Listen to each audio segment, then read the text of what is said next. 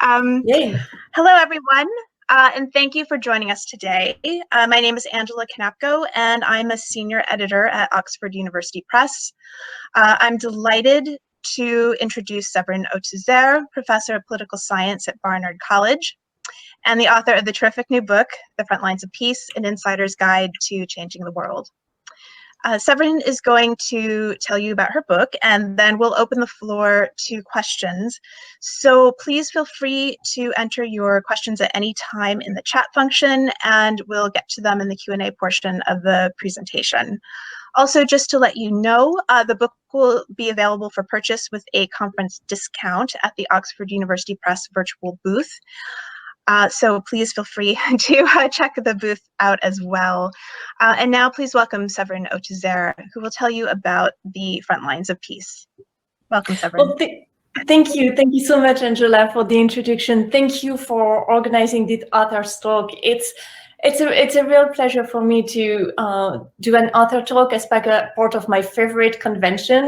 The ISA conference is always my favorite one of the year, whether it's virtual or in person. So I'm absolutely thrilled to be here and to see you all. And I really hope that we'll all be able to meet in person next year in Nashville. But let me tell you about The Frontlines of Peace, my brand new book. So The Frontlines of Peace is a book about hope. It's a book about the ordinary and yet extraordinary individuals and communities that have found effective ways to confront violence. There has been a lot of discussion about what has gone wrong when we've tried to stop wars in the past. But now I think it's time to ask what has gone right. And it turns out that elections don't build peace, and democracy itself may not be the golden ticket, at least not in the short term. Contrary to what most politicians preach, building peace doesn't require billions in aid or massive international interventions. Instead, it often involves giving power to ordinary citizens. Ultimately, many successful examples of peace building in the past few years have involved innovative grassroots initiatives led by local people and at times supported by foreigners, like the South African peacekeeper you see in the photo, often using methods shunned by the international elite.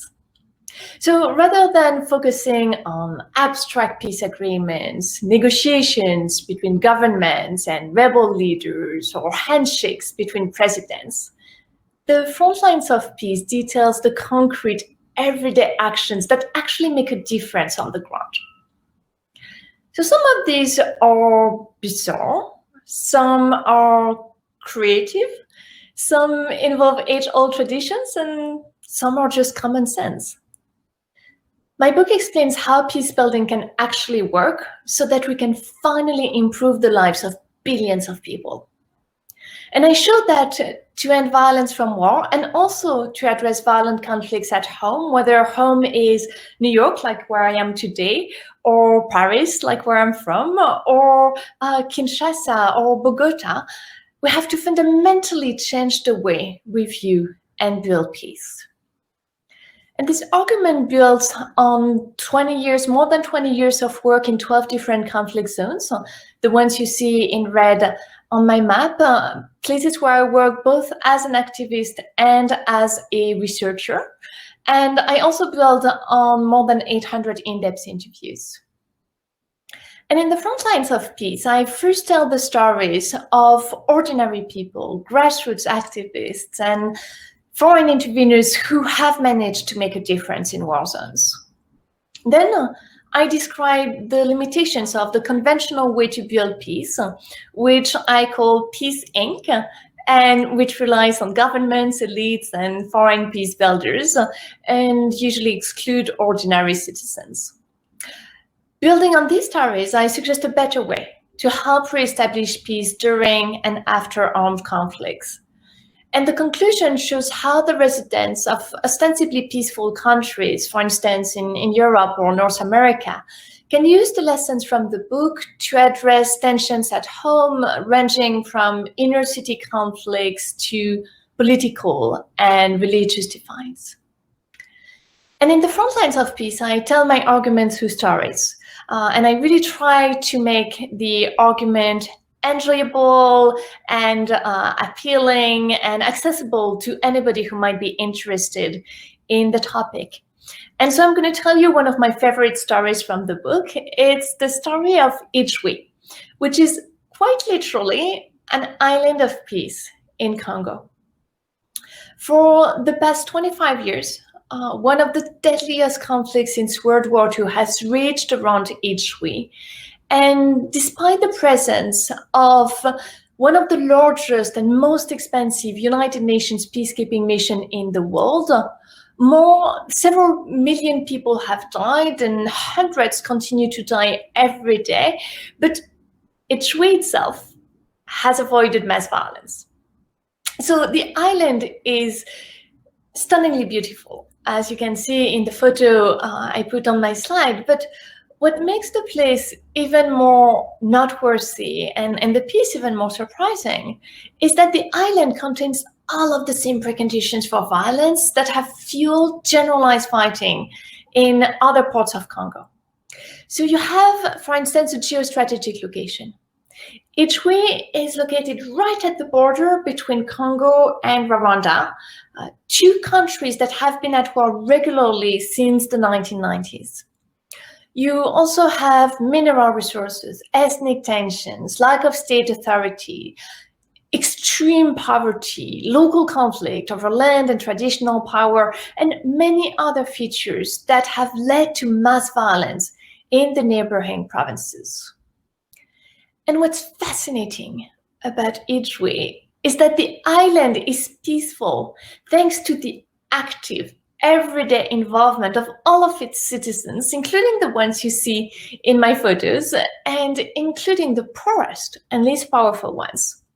So it's not the state, the police, or the army who manage to control tensions, and it's not foreign peace builders either.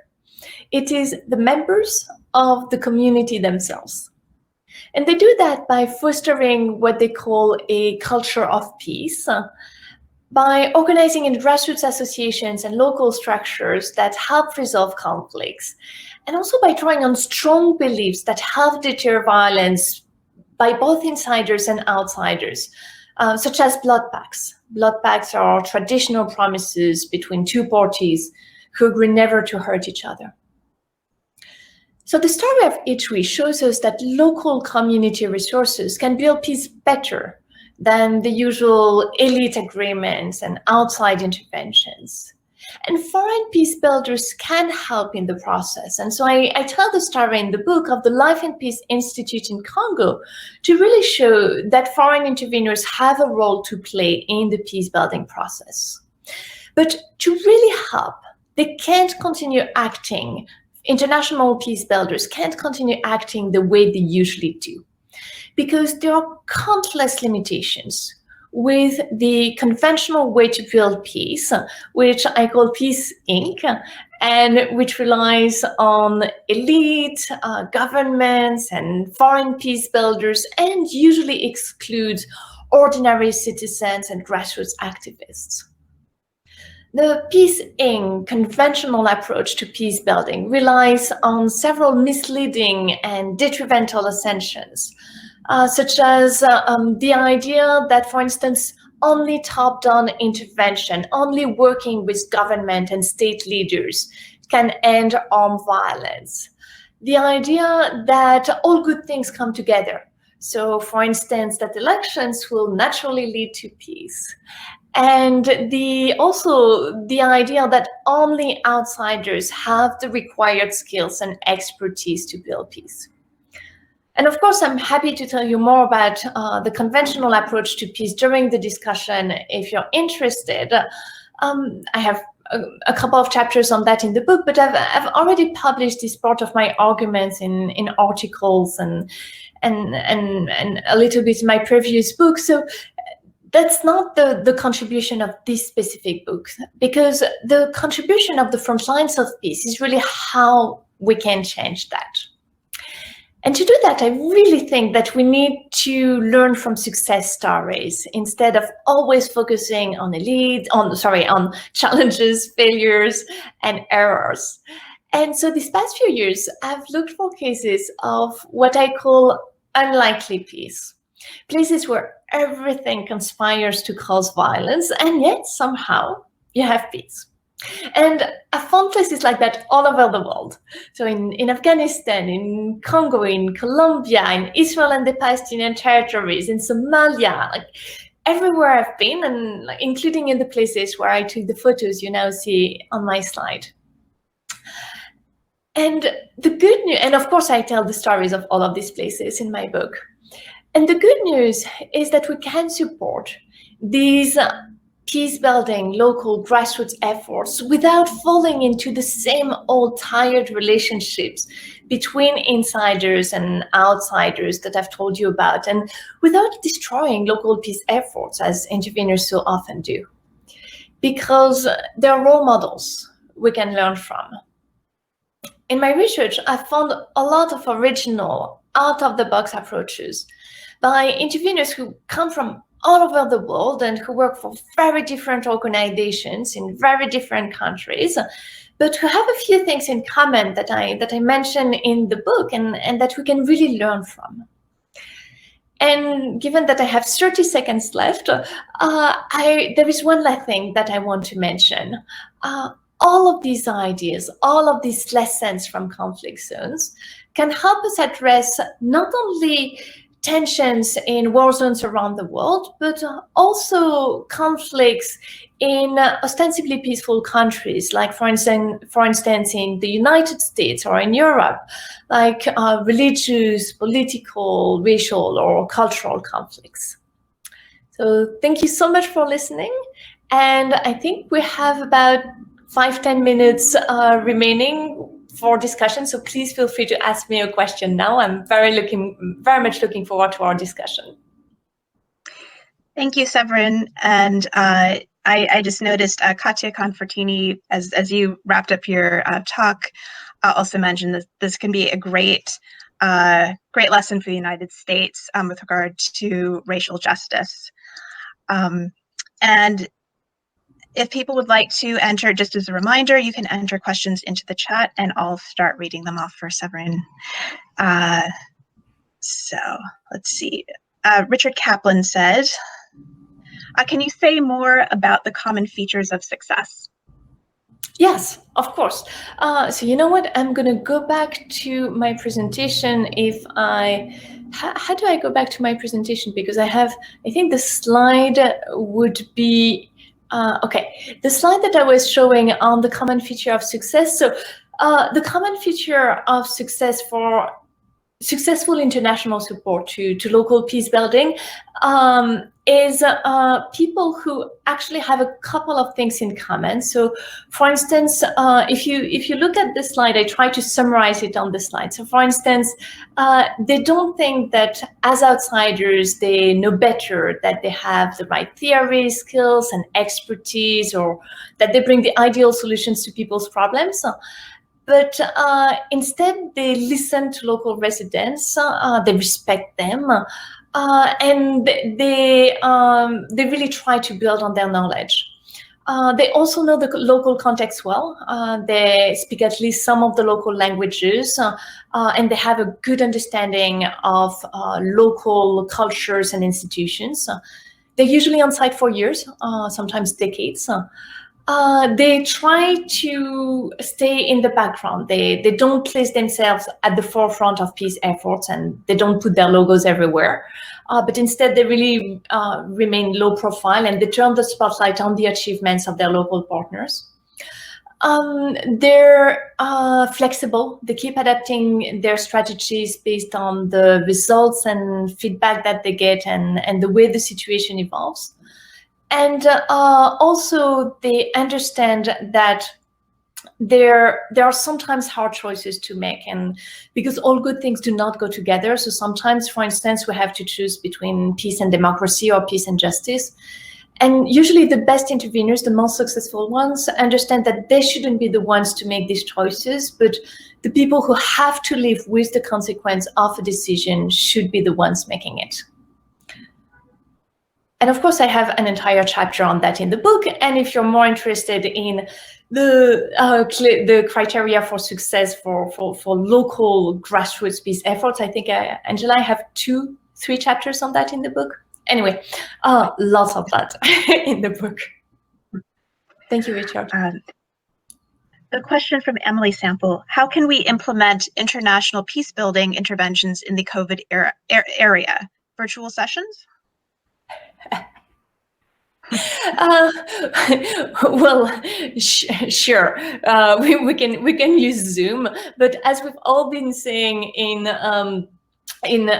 this ISA convention, virtual sessions are nowhere near a good enough replacement for the kind of in-person meeting that are so important, because so many things happen informally. And the thing is that peace building, and that's something I really emphasize in the book, peace building takes a really, really, really, really long time. And you need to involve everyone. And you need to involve ordinary citizens and people who don't necessarily have the technical the technical means to be included in this kind of virtual sessions. So the reason why it's important to keep in mind that it takes time is the fact that, yes, you know, the COVID area right now, many of us are stuck at home. But the thing is that what I've seen is that the people who, the organizations that work from the grassroots, that work within communities, they don't have the same constraints as the big international organizations like the United Nations or the big NGOs that send international expats to conflict zones and rely on outsiders. That's one more of the benefits of relying on insiders. People are already part of the communities. They already have all of the systems in place to work with the members of the community, whether there is a COVID pandemic or not. And according to everybody I know who work for these grassroots organizations, their work has been much less disrupted by the pandemic than the work of the big international and peacekeeping organizations, precisely because they work so differently, and precisely because they don't rely on outsiders as much. Katia Confortini asked, would you see the common features of success apply to the US, and how? Yes, yes. Thank you. Thank you for asking that. And yes, that's an emphatic yes.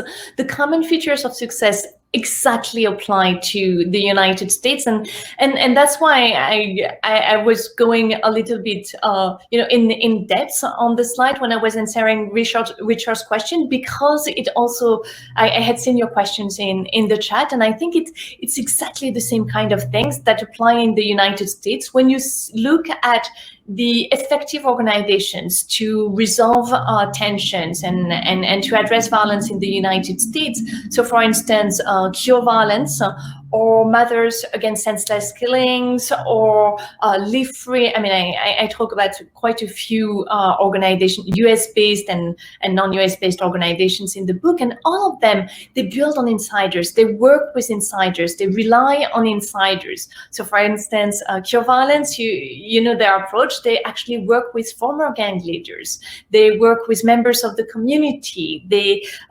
rely on victims and former perpetrators of violence. And they work extremely well, and the feature of success for the outsiders, people like me and perhaps you, or people who don't belong to the communities that are experiencing the violence, the features are exactly the same. The idea that you have to go there for the long run. You're not gonna resolve the problems overnight. You have to be humble. You have to make sure that you remain low profile. You remain in the back seat. You shouldn't arrive thinking that you know better. You have the right theory, skills, and expertise. Even if you have a PhD or a master's or some kind of 30 years of experience in peace building, not arriving and thinking that you know better, that you have the right theory, skills, and expertise. The idea that there are sometimes hard choices to make, and the people who have to live with the consequences of a decision should be the ones making these hard choices. Like, all of these ideas, to me, apply just as much in the United States as they apply in Congo or in Colombia or in France, for that matter. Katya also asked, how can we get class copies of this book?